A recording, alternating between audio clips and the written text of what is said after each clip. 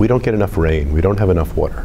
And so what's happening here in South Africa. That's exactly right. And so, but in Israel, we've developed technology like drip irrigation for farming, like desalinating water, using seawater, taking the salt out so that we can drink it, like recycling water that we use. After we use it at home, we reuse it for agriculture a second time. Wow.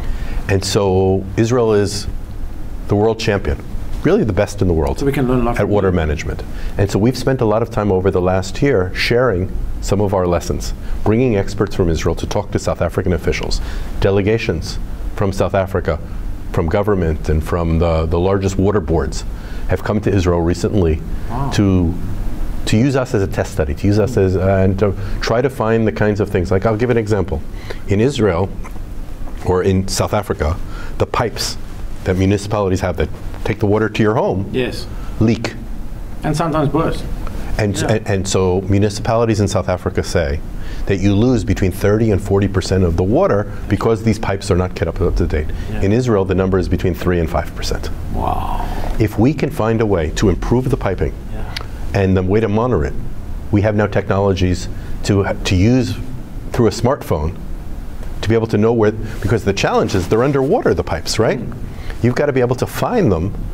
You don't want to dig up all of them. No. There's the whole piping network. You want to be able to go to the right spot.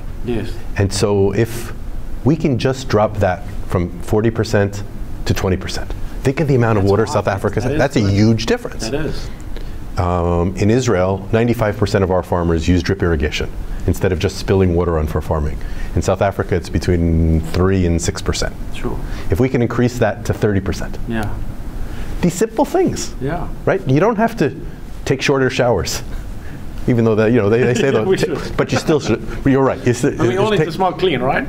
take a shorter shower, but the big ticket items, the big ways to save water are municipalities and the pipe things and agriculture. If we can improve that for South Africa, and if Israel can play a tiny role, just a little role as a friend, that would be meaningful. And the truth is for me, over the last year, that's been the biggest project I've worked on, telling Israel's story and how a little country that gets much less rain than South Africa, that's much drier than your country, doesn't have a problem of drought, even though we don't have very much water, but because we manage it very, very carefully, and South Africa can too. Wow. That was amazing. History lesson educating me. Thank you. Ambassador Art de Link, thank you for your time. Thanks for having me on, Stephen. It was a privilege. I really